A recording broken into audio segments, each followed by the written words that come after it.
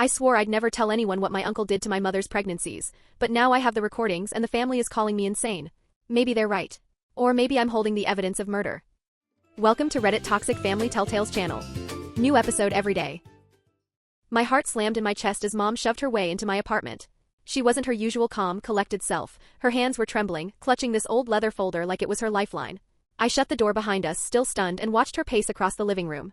Her face, it was carved with fear and exhaustion, like she'd been carrying this weight for years. "Mom, what is going on?" I asked, following her to the couch. She dropped heavily into the cushions, placing the folder between us like it might explode. Her fingertips hovered on the edges for a moment before she finally flipped it open. Inside, faded medical records, notes written in Chinese, yellowed photographs, ultrasound images that looked older than me. "I've been keeping track of everything for 23 years, she whispered. She pulled out one of the ultrasounds, her hand shaking. "This was my first pregnancy. A girl. Your Uncle Dev blessed me at 7 weeks. My stomach twisted as she laid down another ultrasound, then another, each carefully labeled with dates and outcomes. 3 miscarriages. 3 daughters who never got to be born, all after Uncle Dev's so-called blessings. I suspected after the second one, Mom said, voice breaking. But who would have believed me?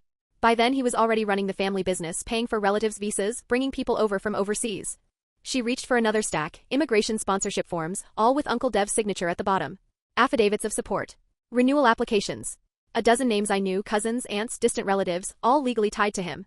If we take him down, she said, eyes meeting mine, they all lose everything. I sifted through the papers, my pulse thundering. Then her words hit me like ice. He knows about the video. Mom's voice dropped lower. He called this morning. Said he noticed the camera had been moved when the place was cleaned. He's already moving against us. My phone buzzed right then, almost on cue. Notification, my cloud storage was locked for suspicious activity. I scrambled for my laptop, tried the backup. Same red error screen.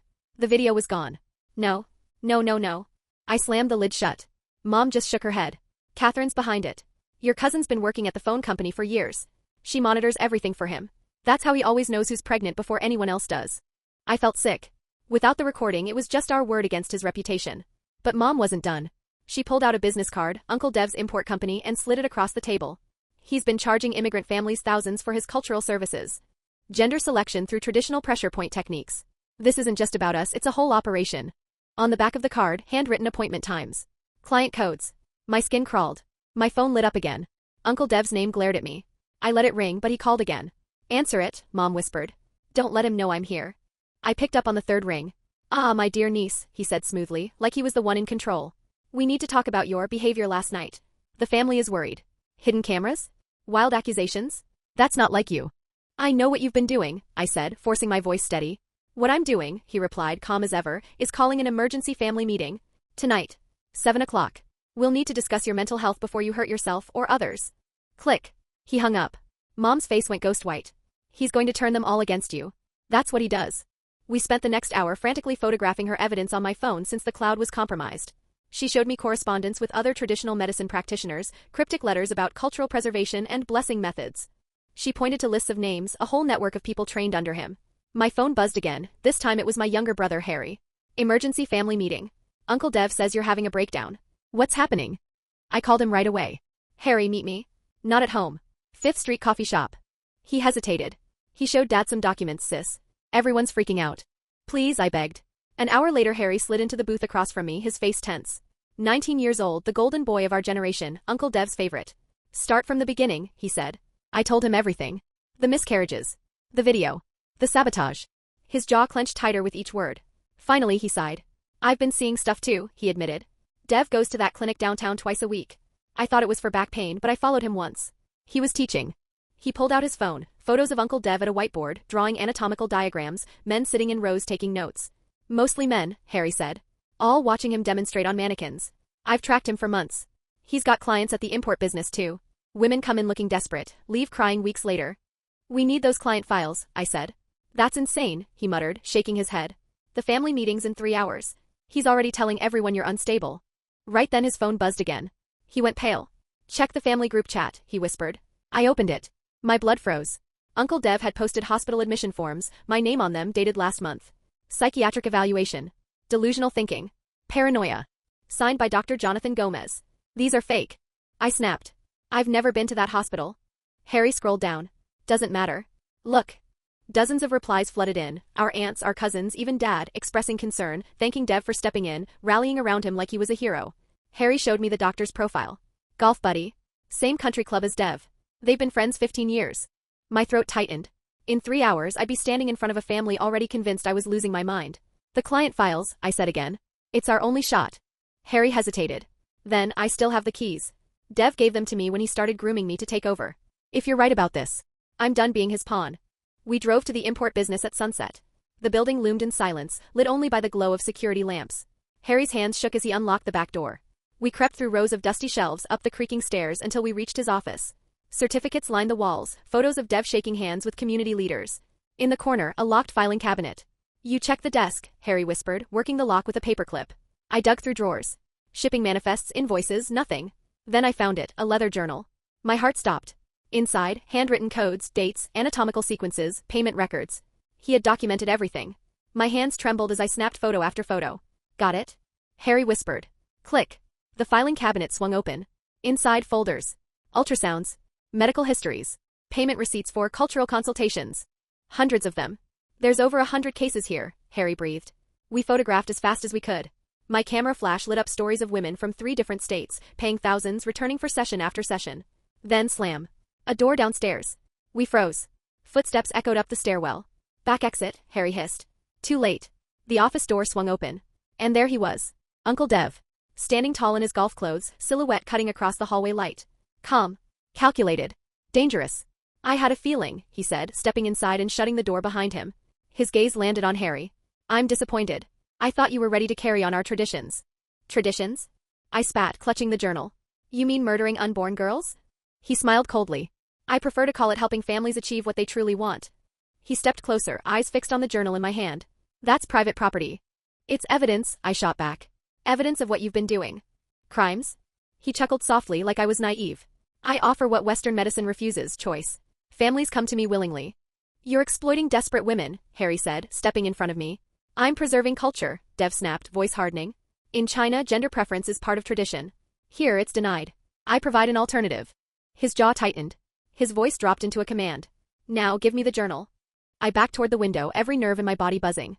The family meeting was less than an hour away. If we can just show them this evidence, everything changes, I told myself. Uncle Dev's lips curved into a cold smile. Show them what? Blurry photos you took while breaking into my office. He slipped his phone out casually, as if we were just talking about dinner plans. Dr. Gomez is already prepared to testify that you attacked me during a delusional episode. And don't worry, security footage will back him up. My heart stuttered. What security footage? He pointed to the corner. I followed his gesture and my stomach dropped. A tiny black camera lens stared right back at us. Recording. Right now. Of course, he continued smoothly. It will show you and Harry breaking in. Me calmly trying to reason with you. And then, tragically, you attacking me in a disturbed state. Before I could react, he lunged. His fingers clamped down on my wrist, pressing hard into PC6. Pain shot up my arm like fire, and the journal almost slipped from my grip. Don't, I cried out, twisting, but he was too skilled. Harry grabbed him from behind, trying to drag him away, but Uncle Dev moved like water. In one swift twist, his elbow slammed into Harry's gut, knocking the wind from him. Harry collapsed, wheezing, and in the same breath Uncle Dev's hand found the pressure points in Harry's neck. My brother crumpled to the ground, gasping. I never wanted this, Dev said, eyes cold as steel as he stalked toward me. You could have stayed quiet. Like your mother. I feinted left, then darted right, desperation fueling me. My hand found Lee4, pressing down hard on his palm. He grunted, stumbling back for just a second, long enough for me to grab Harry's arm and haul him toward the door. But Dev recovered too fast, stepping into our path like a wall. You think a few months of dabbling makes you my equal?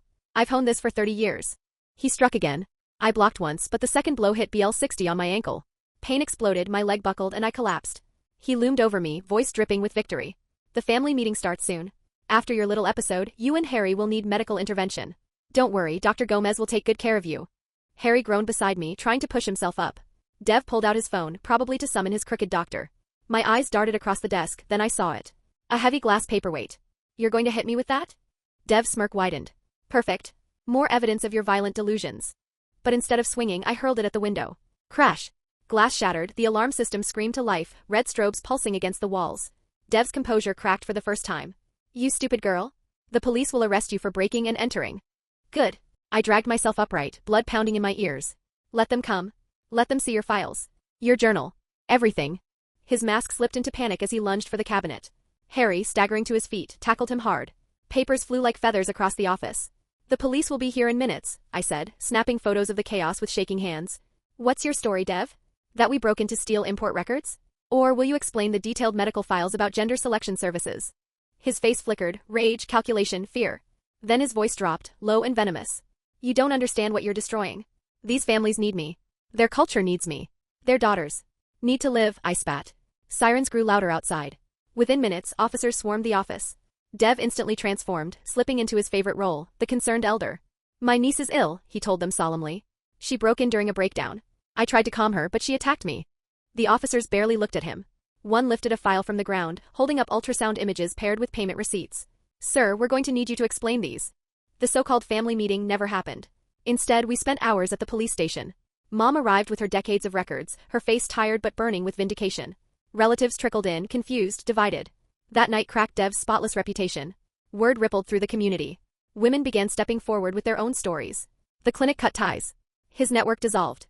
By 3 a.m., Harry and I slumped in the station lobby, hollowed out but alive. Think the family will ever forgive us? He asked, voice hoarse. I thought of our cousins who'd buried daughters, our aunts who had suffered in silence, women whose grief had been swallowed by tradition. The real question, I whispered, is if they'll forgive themselves for ignoring it. Mom emerged looking 20 years older but lighter somehow. She had carried this nightmare alone for decades. Now the truth was out.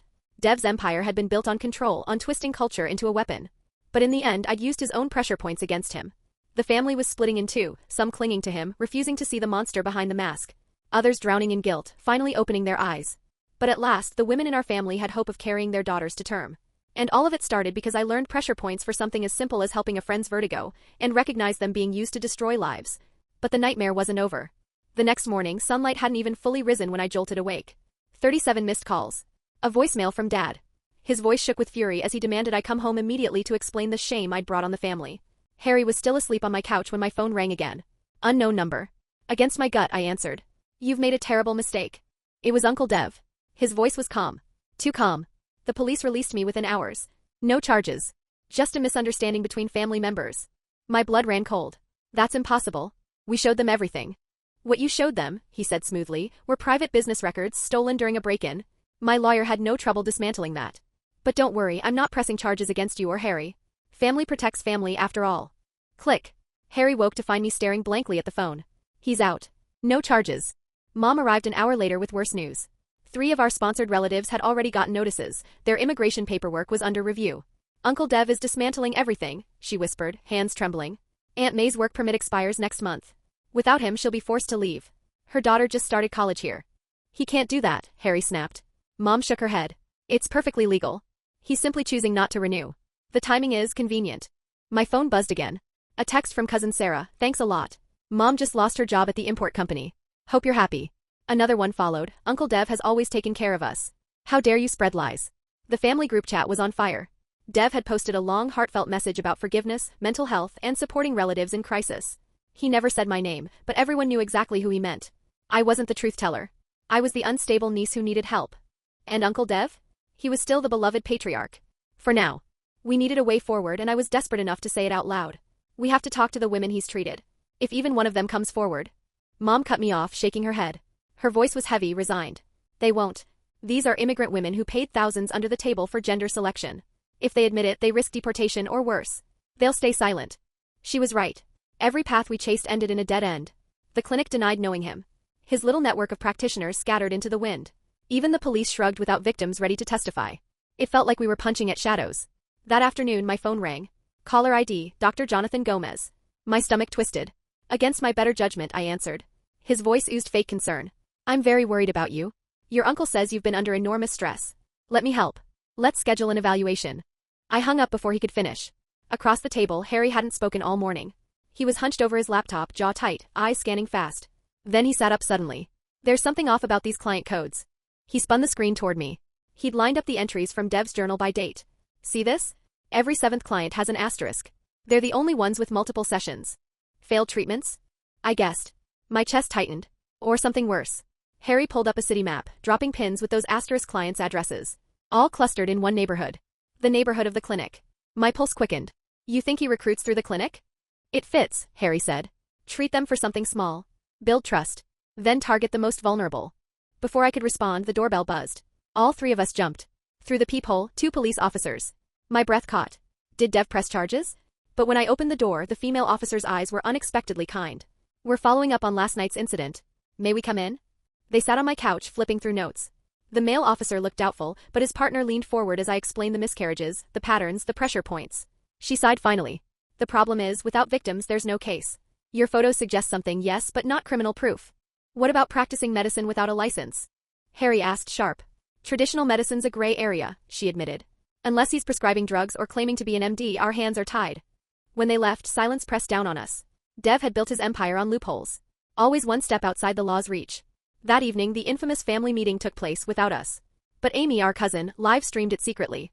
We huddled around Harry's laptop, watching Uncle Dev sit in his living room like a king on his throne. He spoke with heartbreaking sincerity, his voice dripping with false compassion. My heart aches for her, he said, sighing heavily. Mental illness doesn't discriminate. The paranoia, the delusions, it's textbook. Dr. Gomez has even offered to treat her for free. But she has to accept the help. The relatives nodded solemnly. Some even teared up. He had been planting these seeds for months, maybe years, and now they were sprouting perfectly. The worst part, he continued, lowering his voice, is how she's dragging poor Harry into this. He's young, impressionable.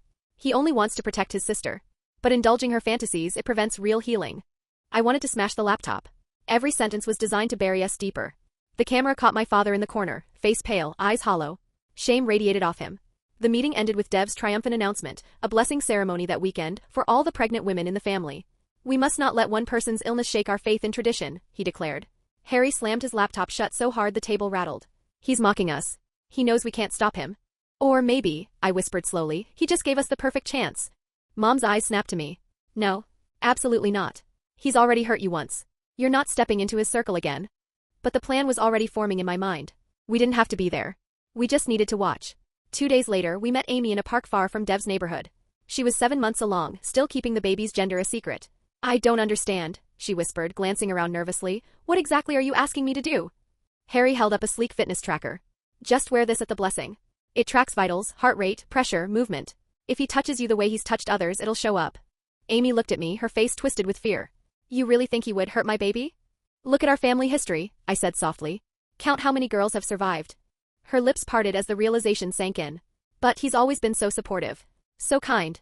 Harry's tone hardened. That's how he works. He makes you feel safe, right up until he presses the points that steal everything from you. After a long silence, Amy nodded. I'll wear it. The rest of the week blurred with preparation. Harry set up his apartment like a control room, screens ready to stream Amy's vitals in real time. Mom whispered warnings to other women in the family, careful not to alert Dev's spies. Saturday arrived too fast.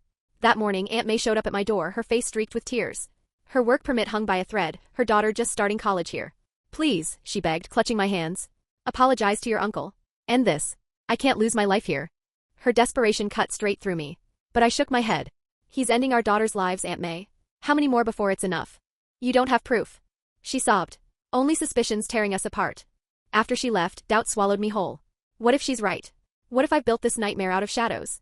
Harry found me sitting in the dark. Second thoughts? What if we're wrong? My voice cracked. What if I've destroyed everything? He sat beside me, calm but resolute. Remember those asterisk clients? I found one. Her name was Lin Jao. 2 years ago she'd gone to Dev 3 times. She had a daughter. We met her in a small Chinatown restaurant. She was nervous, glancing at every doorway, but when she spoke, the last pieces fell into place. My husband's family demanded a son, she said quietly. They threatened divorce. I went to your uncle desperate. She showed us a photo of her little girl, a toddler with bright eyes. After 3 sessions, he told me the treatment failed. He gave me half my money back, told me to explore other options. But I couldn't do it. I had her anyway. Why didn't his treatment work? I asked. She rolled up her sleeve, revealing faint circular scars on her arm. He said my blood type made me different. He used metal tools, deeper than acupuncture. It was agony. But later I realized he never touched the real points. Harry leaned forward. He faked it. She nodded. My family is too connected. If I lost another baby after his sessions, people would ask questions. So he pretended to try but did nothing. I stared at her scars, bile rising in my throat. He chose his victims carefully. Vulnerable women only. No connections, no protection. Lin Jao agreed to let us document her scars, her story, but she refused to go public. She cradled her daughter's photo like a shield. I have to protect her, she whispered. But I hope this helps you stop him. And for the first time in weeks, I felt like we had a real weapon. Saturday came too fast. The blessing ceremony was set for 7, and by 6:30 Harry and I were hunched over his laptop in his apartment, monitoring equipment glowing in the dark like mission control. Amy's tracker blinked steady on the screen, heart rate elevated from nerves but otherwise normal. Mom joined us with grim news. There are 3 other pregnant women besides Amy, she whispered. All carrying girls. Only Amy's made her baby's gender public. That makes her the most obvious target. My stomach nodded. At exactly 7 o'clock, Amy's vitals jumped as she texted, arrived at Uncle Dev's house. Heart rate spiking as relatives greeted her, laughter and chatter filtering through her updates. Then another text, about 30 people here. Pregnant women being taken one by one to a private room. Harry muttered, jaw clenched, he's separating them from witnesses. Clever. For an hour nothing changed. Amy texted that Dev was blessing the others first, saving her for last. My pulse hammered louder with every passing minute. Then at 8:17, her heart rate skyrocketed. 140. She's going in, I whispered, staring at the jagged lines dancing across the monitor. Seconds dragged like hours. Readings lit up, sudden pressure at her ankle, BL 60. Then her wrist, PC 6. Her pulse climbing higher, 150. 160. He's doing it, Harry said, voice tight. Exactly the points you warned about. But then, something off. The tracker spiked with sudden movement, like she'd bolted upright. Pressure readings went wild. Amy's text exploded onto the screen, confronted him. He knows. Locked door. Help. We didn't think. We just moved. I called 911, spitting out the words pregnant woman, medical distress, danger. Harry called her husband. We tore across the city, sirens already echoing in the distance. By the time we arrived, chaos had broken loose. Relatives pounded at a locked door. From inside came Dev's calm, measured voice, she's having a panic attack. Stay calm. I'm helping her breathe. I shouted over the noise, he's silencing her. He's using pressure points. Amy's husband and the paramedics arrived at the same moment. Together they burst through the door. The scene froze in my mind like a nightmare photograph, Amy lying on the massage table, Dev's hands clamped on her shoulders, tears streaming down her face as she gasped. My baby, he said my baby. She's delusional, Dev interrupted smoothly. Pregnancy hormones and stress from her cousins. Nothing more. Check her ankles, I demanded. And her wrists. You'll find marks. The paramedics hesitated, then obeyed. Sure enough, deep red welts right where Dev's fingers had pressed for minutes. Amy's tracker confirmed it later, sustained pressure far beyond anything remotely therapeutic. She needs monitoring, the lead medic decided firmly. These marks are concerning. Dev's mask cracked at last. This is absurd. I've blessed pregnant women for decades. And how many of them miscarried days later? I shouted, my voice breaking. How many girls never lived because of you? The room erupted. Some relatives shouted his defense. Others froze, their eyes finally connecting dots they'd ignored for years. As Amy was wheeled out, clinging to her belly, Dev leaned toward me, voice venomous. You've destroyed this family. Generations of tradition, ruined by a girl who learned pressure points on YouTube. I learned enough to stop you, I shot back, loud enough for all to hear. And now they know too. But he wasn't done. That night at the hospital, while we sat vigil by Amy's bed, Dr. Gomez strode in flanked by security. He held up papers stamped with official seals. I have a psychiatric hold order for her, he declared, pointing at me. She's been stalking relatives, making dangerous accusations. I'm obligated to intervene. My blood ran ice cold. The documents looked terrifyingly real. This is kidnapping. Harry barked, but the guards were already stepping closer. It's a 72-hour evaluation, Gomez explained smoothly. If she's fine, she'll be released. If not, she'll get treatment. I knew the truth. 3 days was all Dev needed. 3 days to erase tracker data, crush witnesses, rewrite the story. By the time I walked free, it would be my word against his empire. Then, Amy's voice, hoarse but strong, rose from the bed. Wait. Everyone turned. She pushed herself upright, face pale but eyes blazing. Uncle Dev told me my baby would die unless I submitted to his full treatment, she said. He demanded $5,000 in cash. He said a partial blessing would trigger a miscarriage unless I came back. Gasps rippled through the room. Gomez's certainty faltered. I recorded it, Amy added, lifting her phone with trembling hands. And then his voice filled the hospital room. Cold. Calculated. Unmistakable. The female energy is too strong in your womb. Without my intervention, your body will reject her. But I can help for the right price. Cash only. No records. Tell no one or the treatment won't work. Security froze. Family members who defended him minutes earlier stared in horror. That's taken out of context, Dev stammered, but his authority was gone. Amy's voice cut through like a blade. 3 other women sent me recordings after they heard I was here. They were too afraid before. But now someone showed them it's possible to fight back. The hours blurred after that. Police swarmed the hospital, gathering statements. Amy's phone became Exhibit A. The other women came forward. The evidence mounted, undeniable. Uncle Dev was arrested at last, fraud, assault, practicing medicine without a license. Even in handcuffs, he tried to keep control. This family will regret turning on me, he warned quietly. When your visas expire, when your jobs disappear, when you're lost in this country, remember who you betrayed. His threat hung heavy as they led him away. Relatives shifted uneasily, already calculating what his absence would cost them. Hours later, I found Mom in the chapel. She wrapped me in her arms. You did the right thing, she whispered. Right things aren't always easy things.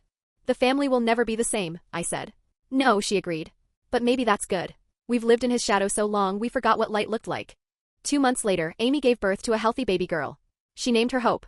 Not in Chinese but in English, a tiny rebellion, a quiet victory. A reminder that the cycle had finally been broken.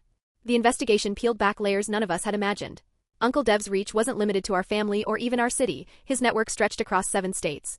Over 200 women had paid for his so-called blessings in the last 20 years. Not all of them miscarried. That was the terrifying brilliance of his scheme. He mixed real treatments with placebos, carefully ensuring just enough healthy babies were born to protect his reputation. The final piece came when the police cracked open his computer. Harry sat beside me as we scrolled through the database, columns ranking families by vulnerability. Recent immigrants scored highest. Families with lawyers, resources, or connections scored lowest. Women without English skills or education were flagged as ideal clients. Established women protected. Vulnerable women exploited. The prosecutor shook her head when she saw it. He commercialized misogyny, she said flatly. Turned cultural preference into a business model. But justice moved slowly. The legal process would drag on for months, maybe years. In the meantime, our family shattered along predictable fault lines. Relatives who depended on Dev's sponsorship clung to him, crying persecution. Others, free at last, whispered about the daughters they'd buried and the silence they'd been forced to keep. The ripple effects spread outward. The clinic closed, its practitioners scattered. Dr. Gomez lost his license when investigators uncovered years of unethical prescriptions against Dev's critics. The family therapist retired suddenly, citing health concerns. 3 weeks after Dev's arrest, my phone rang. This is Grace Liu from the State Medical Board. We're investigating traditional practices targeting pregnant women. Would you consult with us? For a moment, I hesitated. Retaliation was still possible. But then I thought about all the women still vulnerable, all the shadows where another Uncle Dev could thrive. Yes, I said. I'll help. The work was slow, frustrating. Many women were still terrified to speak. Culture, shame, and fear held their tongues. But awareness grew, little by little. Clinics began training staff to spot signs of pressure point abuse. Immigrant women's groups added warnings to their resources. Change, small but steady. 6 months later, I stood at Amy's daughter's first birthday party. Balloons, laughter, the smell of cake. Some relatives still refused to look at me. Others whispered thanks. The divide would never fully close, but at least it was honest now. Then came the trial. When Uncle Dev entered the courtroom, shackled and dressed in orange, I almost didn't recognize him. He looked smaller. But his eyes still glittered with calculation. He pled not guilty. His defense was predictable. He painted himself as a healer, persecuted by westernized relatives who'd lost touch with tradition. His lawyer thundered about cultural practices, about coincidences, about hundreds of babies who'd been born healthy. But the prosecution was ready. Medical experts testified that the exact pressure points he used were documented in textbooks as dangerous during pregnancy. Statisticians explained the miscarriage patterns were mathematically impossible to be random. Most damning, his own record showing inflated fees when families requested male children. On the 3rd day, I testified. His lawyer tried to tear me down, waving the old psychiatric hold attempt like a trophy. I have nothing against traditional medicine, I said firmly. I studied it to help a friend with vertigo. What I oppose is using that knowledge to harm women and their babies for profit. The gallery was packed, family, neighbors, reporters. Some still defended him. Others came to see the truth with their own eyes. Then Amy took the stand. She played the recording where Dev told her that her baby girl would die without his intervention. Women in the gallery wept quietly. They had lived those same threats. The most devastating moment came from a woman none of us knew, May Gomez. She drove 3 hours to testify. She spoke of losing 4 daughters, each after Dev's blessing. Her husband's family had called her cursed. She'd nearly ended her life twice before finally birthing a son when she refused his treatment. I thought I was broken, she cried. Now I know he killed them. 4 daughters. 4 futures. The jury didn't take long. Less than 2 hours later, guilty on all counts. The judge sentenced him to 15 years. As they led him away, Dev turned, staring straight at me. No words, just a silent promise that this wasn't finished. Outside, our family stood in fractured groups, some mourning, some relieved. My father finally approached, his shoulders slumped. I should have listened, he whispered. When you first spoke up, I should have listened. He was good at making people trust him, I said. That's what predators do. The story hit national news for a week, traditional healer convicted of targeting female fetuses. Then the headlines moved on. But in our community, the shockwaves kept spreading. More women came forward. The state launched a larger investigation into underground gender selection practices. Harry built a website, documenting dangerous pressure points in multiple languages. Mom, armed with her decades of notes, became an advocate for immigrant women's health. And me, I completed my acupressure certification, but with a new mission. I worked in women's clinics, teaching expectant mothers how to recognize manipulative tactics, how to protect themselves from people like Dev. His import business was dismantled, the assets liquidated to pay restitution.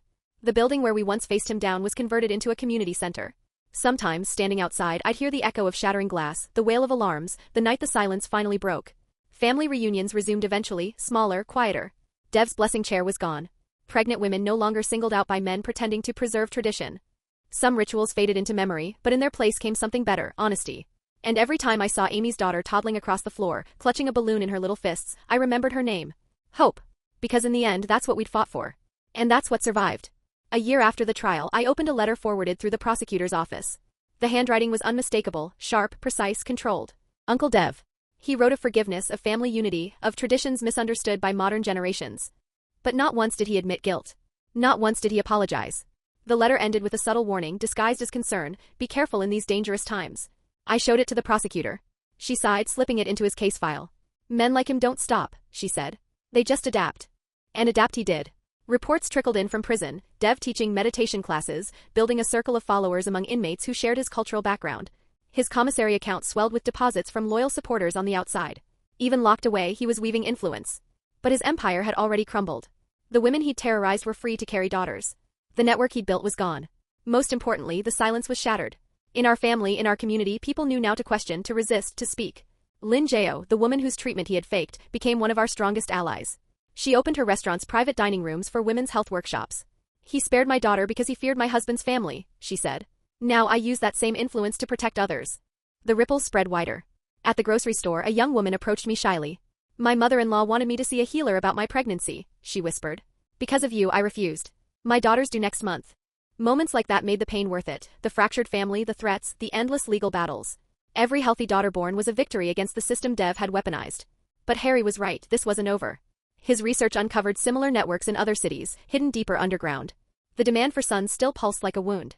And as long as that demand existed, there would be more predators ready to profit. We disrupted one network, Harry told me, leaning over his laptop one night. But the root problem? It's still alive. We have to keep pressing. He was right. The fight wasn't about one man. It was about changing the value system itself, one woman, one family, one tradition at a time. 3 years after that first Thanksgiving, when I recognized the forbidden pressure points, I stood before a packed conference of healthcare providers. On the front row, Amy held her daughter Hope, bright-eyed, laughing, alive. Traditional medicine holds wisdom, I told the room. But we must distinguish healing from harm. Knowledge of pressure points can relieve pain, or cause it. The choice lies with the practitioner. Afterward, a nervous medical student approached me. My grandmother practices traditional Chinese medicine, she said. Some women ask her about gender selection. She doesn't know how to respond. I handed her my card. Have her call me. There's a network of ethical practitioners now. She doesn't have to face this alone. That evening, Mom and I visited the cemetery. Small stones marked the daughters who never had a chance. Mom laid flowers gently, whispering, they'd be proud of you for giving their sisters a chance. I thought of the women still living in silence. Of the predators still hiding in shadows. Of the daughters yet unborn. Then my phone buzzed, Harry's text, 3 more convictions in California. Patterns we helped identify. The network is crumbling. I smiled through tears. I remembered the summer I'd studied pressure points just to help a friend with vertigo. That small act had grown into something bigger than I could have imagined. Knowledge meant to heal had revealed knowledge used to harm, but in the end, healing had won. The sun dipped behind the trees, casting long shadows across the grave markers. Somewhere, a woman was carrying a daughter who would live because we'd spoken out. Somewhere, a family was choosing love over tradition. Somewhere, another Uncle Dev was realizing his empire could collapse with just the right pressure applied in the right place. The work would never end. But every daughter saved, every woman protected, every family that chose differently, that was another victory. As Mom and I walked back to the car, my phone rang. Another woman. Another story. Another chance to press where it mattered most. I answered, ready. The cycle of silence had been broken. Now came the harder work, making sure it never returned. One woman at a time. One daughter at a time. The empire Dev had built lay in ruins. But those ruins were becoming the foundation for something better. A future where daughters would be treasured, not targeted. The courthouse steps looked like a battlefield, reporters swarming, cameras flashing, microphones shoved into our faces as we fought our way inside. Uncle Dev had orchestrated this entire circus, turning what should have been a quiet hearing into a public humiliation. Harry gripped my arm on one side, Mom on the other, steadying me as we pushed through the chaos. Inside, the air was thick with anticipation. Uncle Dev sat at the defense table like royalty, flanked by Dr. Gomez and 2 psychiatrists I didn't recognize. His lawyer looked smug, a stack of papers in front of him, the forged hospital records, family statements he'd manipulated, even cherry-picked screenshots from the family group chat twisted out of context. Your Honor, his lawyer began smoothly, we're here today because a young woman's delusions have torn apart a respected family. She needs help, not enablement. I clenched my fists under the table. In the back row, I spotted Amy's husband clutching her phone. She was still in the hospital, but she hadn't stayed silent. Beside me, Harry's backpack held the wire I'd worn during my apology to Dev. But would the judge even allow it? The psychiatrists paraded through the stand. The first rattled off a diagnosis of paranoia, without ever meeting me. The second claimed I had cultural disconnection syndrome. I nearly laughed, because that isn't even real. Then Dr. Gomez took the stand. He laid out the fabricated hospital forms like trophies, speaking in his usual syrupy tone about my history of instability. But his hands trembled. His eyes kept flicking toward Dev, like a child begging for approval. Dr. Gomez, the judge interrupted sharply. Have you personally evaluated this patient? He hesitated. Well, she's refused treatment, Your Honor. That refusal is part of the pattern. So you haven't examined her, the judge cut in, yet you're recommending involuntary commitment? His composure faltered. That's when Harry shot up, voice ringing clear. Objection. Gasps rippled through the courtroom. My 19-year-old brother standing tall among seasoned lawyers. I have evidence, he declared, that Dr. Gomez is conspiring with Uncle Dev to silence my sister. The judge arched a brow. This isn't a criminal trial, young man. But I'll hear you. Harry hooked his laptop into the screen. Messages appeared, stark against the projection wall, texts between Gomez and Dev from weeks before I'd even confronted him. Discussions about contingency plans. About psychiatric solutions. How did you obtain these? Dev's lawyer snapped. Dr. Gomez's daughter goes to my school, Harry replied. She's been terrified about her father's involvement. She gave me access to their shared cloud. The blood drained from Gomez's face. Dev's jaw twitched. And there's more, Harry pressed. He queued up grainy security footage. The courtroom watched as Dev lectured in a clinic, gesturing to a mannequin shaped like a pregnant woman. His hands traced the very points I'd identified as dangerous. Men in the audience scribbled notes. Your Honor, I said, my voice shaking but steady enough, I'd like to play a recording that proves Uncle Dev knowingly tried to harm pregnant women. The judge nodded. Amy's husband brought her phone forward. And then Dev's own voice filled the room. The female energy is too strong in your womb. Without my intervention, your body will reject her. But I can help for the right price. Cash only. No records. The gallery erupted. Reporters typed furiously.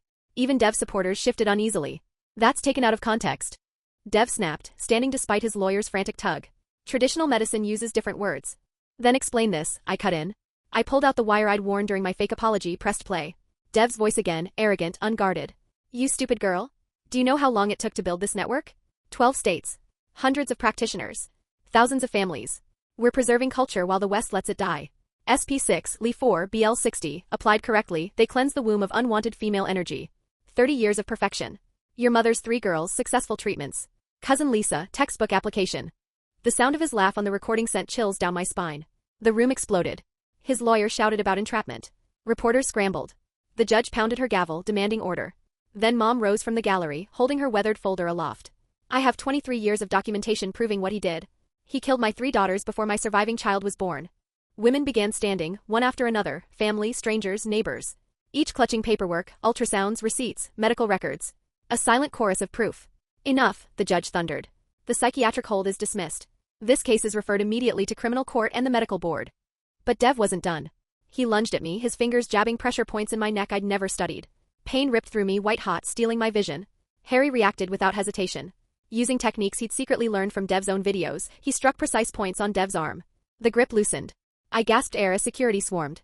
Additional charges of assault, the judge said coolly as they wrestled him down. Get him out of my courtroom. Dragged away, Dev screamed. The network survives without me. You've accomplished nothing. Dr. Gomez tried to slip out during the chaos, but investigators from the medical board caught him at the door. His license wouldn't survive the night. When we finally stepped outside, reporters surged forward. But it wasn't their microphones that stopped me, it was the crowd of women waiting. Some held signs with names of daughters never born. Others clutched photos of daughters who had survived despite Dev's hands. A young woman grabbed my sleeve, her voice trembling.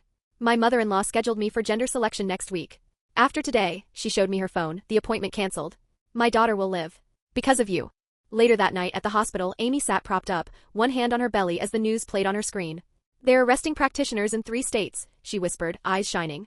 The network is collapsing. But deep down I knew Dev's last words weren't empty. He had built redundancies. For every healer exposed, 2 more lurked in the shadows. The demand hadn't died. We had cut off the head of one serpent. But the nest was still alive. And we weren't finished. That evening, our fractured family attempted something almost impossible. We gathered at my parents' house. The air was heavy, brittle, as if one wrong word would shatter the room entirely. Some relatives still clung to Uncle Dev's image as a revered patriarch. Others, finally, were beginning to see the monster he really was. Aunt May sat stiffly in her chair, arms folded tight across her chest. She wouldn't meet my eyes. Her voice cracked as she whispered, "You've destroyed us. Without his sponsorship, I have to leave the country next month." Before I could respond, Harry opened his laptop with a determined snap. Actually, that's not true. Look. On the screen, government documents filled the display, files Harry had pulled through public record requests. Dev lied to you. Your visas aren't tied to his sponsorship. They're independent employment-based permits. He forged renewals just to keep you dependent. Aunt May snatched the laptop, scanning frantically.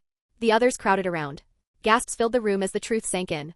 He told me I'd be deported immediately if I didn't support him, one cousin breathed, tears welling. I lived in fear for 10 years. Harry kept going. He'd been unraveling Dev's lies for weeks, false property claims, manipulated financial records, fabricated dependencies. The control Dev had lorded over the family was smoke and mirrors, built on forged papers and carefully hidden truths.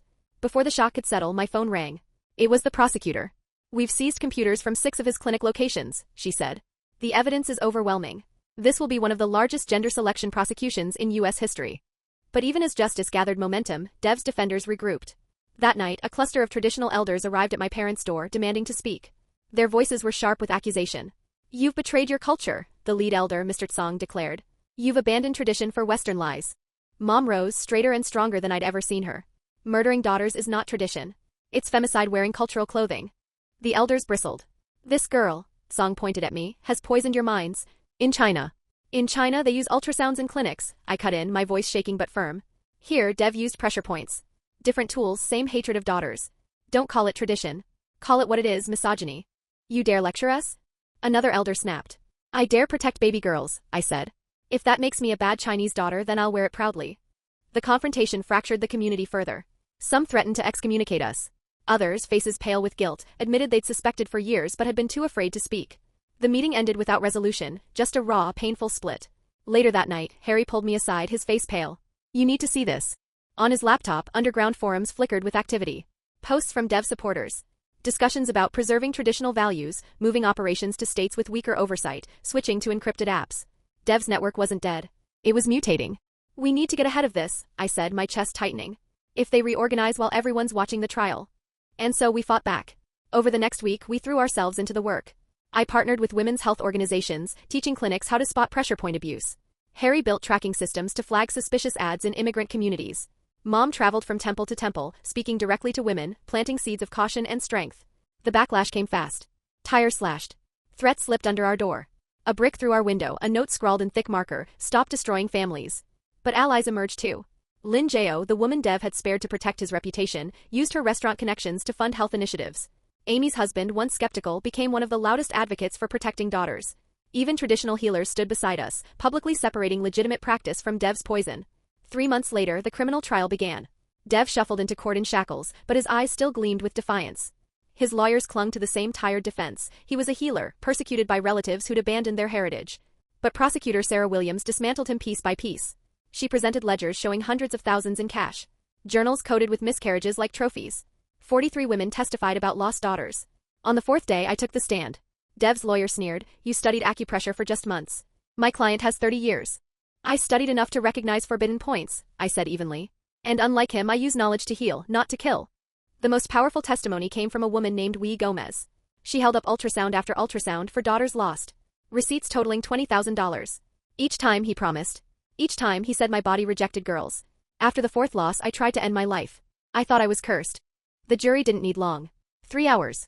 Guilty on all counts, practicing medicine without a license, fraud, assault, and reproductive coercion. The judge sentenced him to 25 years, the maximum. As they led him away, he turned his head. His eyes found mine, cold, venomous. No words, just a stare that promised he wasn't finished. His body might be caged, but his influence still seeped through cracks. Outside, the community gathered in clusters, some celebrating, some mourning, some simply lost. The divide was permanent, but the truth was undeniable now. Harry nudged me as we walked to the car. "So what now?" I looked back at the courthouse, then at my brother, then at Mom. "Now? Now we make sure this never happens again. Every woman warned. Every practitioner trained. Every daughter protected." And for the first time in years, I believed it. The work never stopped. Every day felt like another battle in a war that spanned generations. I partnered with medical schools, making sure every new doctor, every nurse, every midwife learned to recognize and avoid the forbidden pressure points that had stolen so many daughters. Harry poured himself into building apps, tools that let women check practitioners' credentials, flag suspicious services, and share warnings anonymously. Mom, who had carried this pain longer than anyone, began counseling women who'd lost babies to gender selection. Her voice, once silenced, became a lifeline for others drowning in grief. 6 months later, a phone call chilled me to the bone. Uncle Dev had been attacked in prison. The inmate who did it claimed his own sister had been one of Dev's victims. Dev survived, but he was paralyzed from the waist down. Poetic justice, some people said. The man who once manipulated lives with pressure points could no longer feel his own below the waist. But the chill didn't leave me, because I knew paralysis didn't stop his ideas. His letters still circulated, his old followers whispering about preserving traditions. New networks emerged, using different techniques, but the same poison roots, hatred of daughters. The work would never truly end. A year later, at a reproductive rights conference, I met Dr. Grace Liu from the State Medical Board. She clasped my hand firmly. "Your case changed everything," she told me. We've implemented oversight systems, mandatory reporting for suspicious pregnancy losses, training for healthcare providers. You've saved countless lives. I smiled, but in the back of my mind I thought about the daughters still at risk, the Uncle Dev still hiding in shadows, the families who still whispered that sons were worth more. Change came slowly, like applying pressure one careful point at a time. That spring, Amy's daughter Hope turned 2. At her birthday party, I stood in the backyard watching her toddle across the grass, her laughter ringing out as she chased Bubbles with other little girls. Girls who had survived because their mothers had been warned, protected, armed with knowledge. Each laugh, each squeal, each tiny set of arms reaching for the sky, it was a victory. A rebellion against the system that had nearly erased them before they even drew breath. And as I watched them, I knew the fight wasn't over.